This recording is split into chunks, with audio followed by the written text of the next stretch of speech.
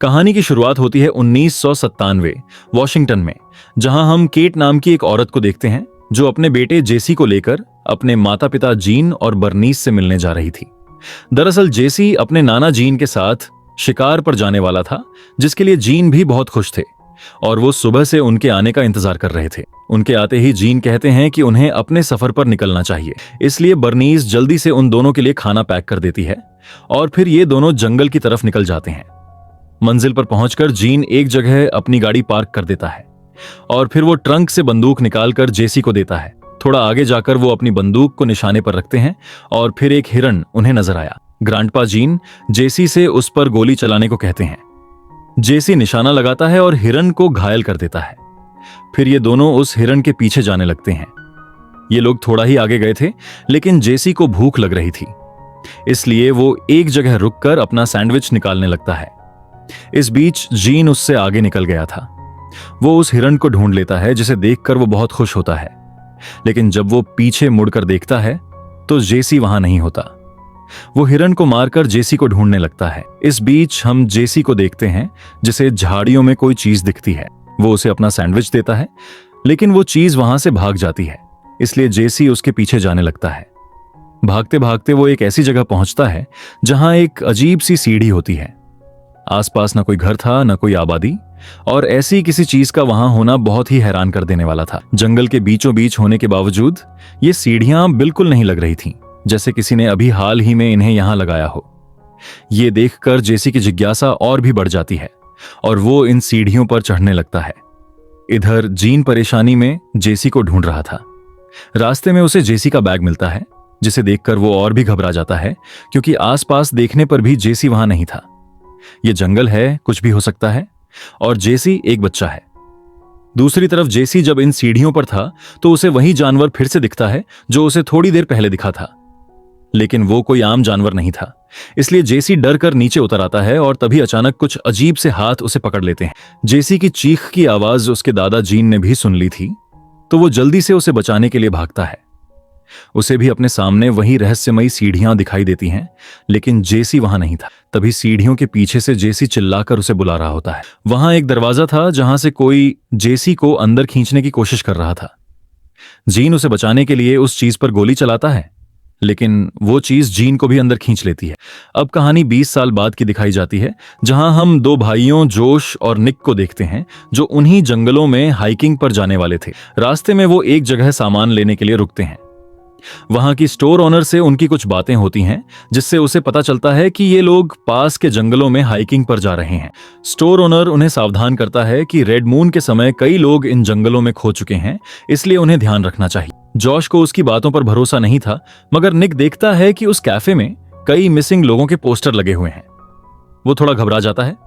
खैर, जब ये लोग अपनी मंजिल पर पहुंचते हैं तो रेबेका और जॉर्डन उनका इंतजार कर रहे होते हैं। इस सफर पर उनका एक और साथी आने वाला था, मगर उसकी जगह डंक नाम का लड़का आया, जो किसी को पसंद नहीं था, क्योंकि वो कोई बात गंभीरता से नहीं लेता था। उसे बस इस ट्रिप के बारे में पता चला और वो भी चला आया। हालांकि डग पहले उनका दोस्त रह चुका है, इसलिए उसे मना भी नहीं कर सकते थे।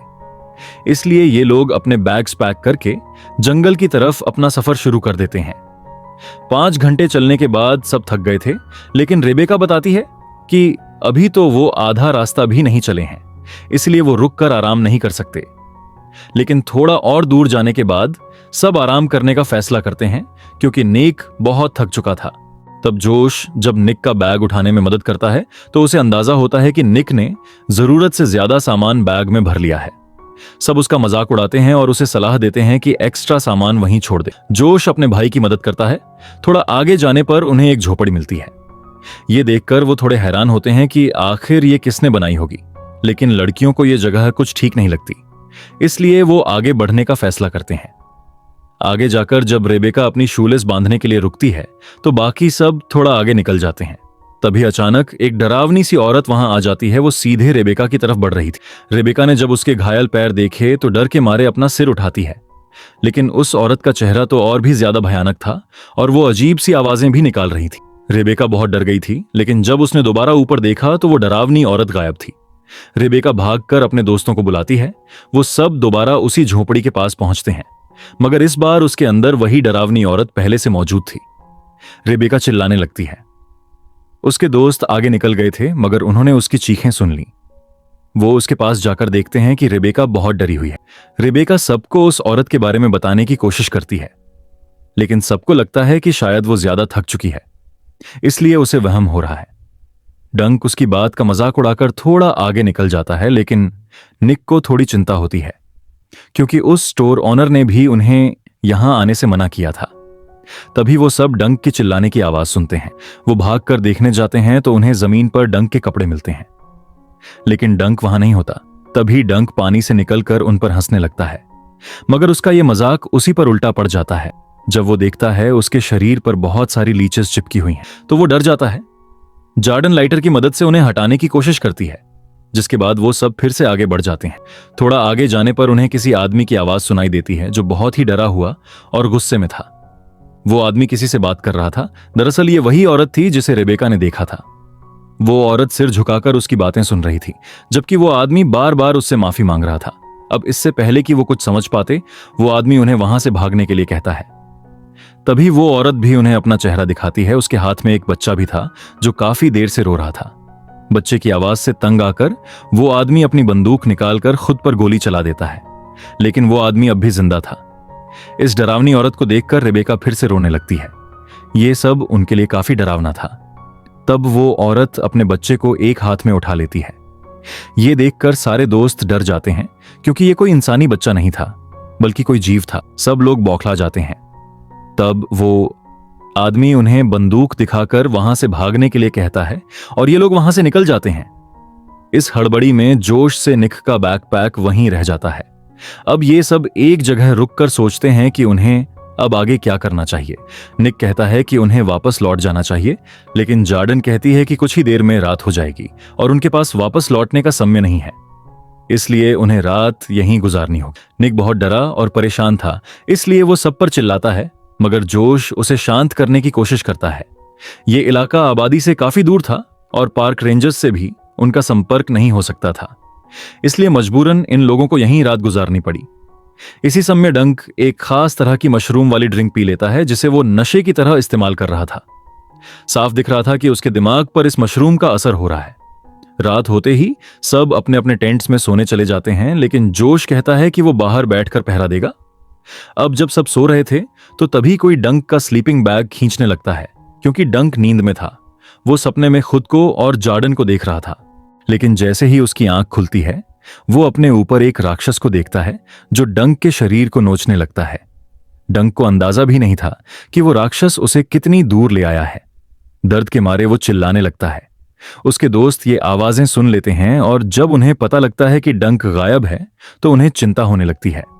उसका स्लीपिंग बैग गायब था, वहां घसीटने के निशान थे, इसलिए वो लोग उन निशानों का पीछा करने लगते हैं। चलते चलते उन्हें डंक का एक जूता मिलता है और फिर उसका स्लीपिंग बैग, जो फटा हुआ था।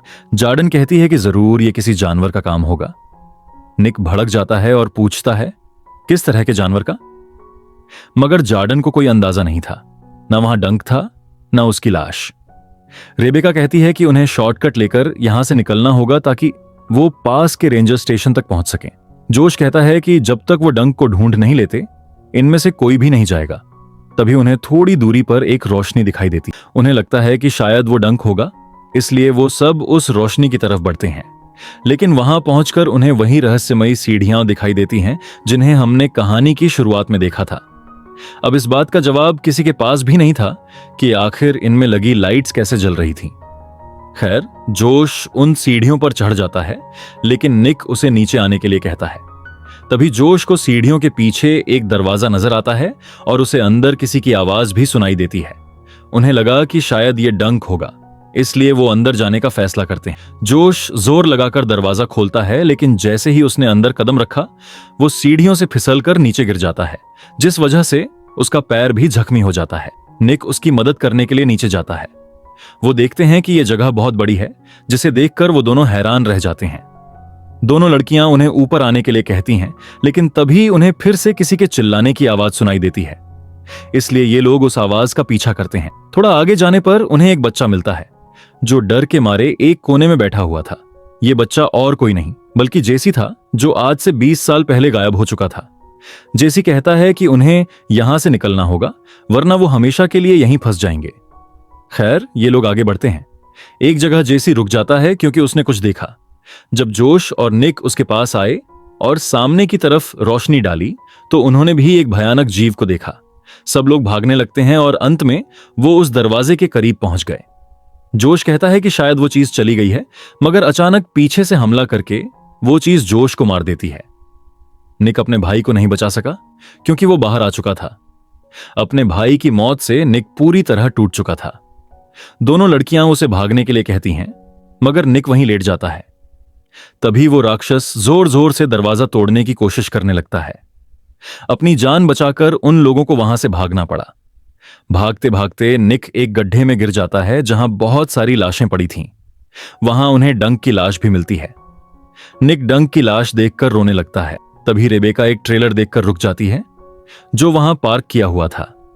वो चारों जल्दी से उसकी तरफ भागते हैं, लेकिन जैसे ही रेबेका अंदर जाने वाली होती है वो राक्षस उसे पकड़ लेता है और इससे पहले कि उसके दोस्त कुछ कर पाते, वो राक्षस उनकी आंखों के सामने रेबेका को मार देता है। रेबेका का खून देखकर निक को अंदाजा हो जाता है कि अब वो नहीं बच पाएंगे, इसलिए वो जल्दी से ट्रेलर का दरवाजा बंद कर देता है। जेसी कहता है कि ये राक्षस उन्हें जिंदा नहीं छोड़ेगा क्योंकि वो हमेशा भूखा रहता है और वो अपने बच्चों का पेट पालने के लिए शिकार करता है।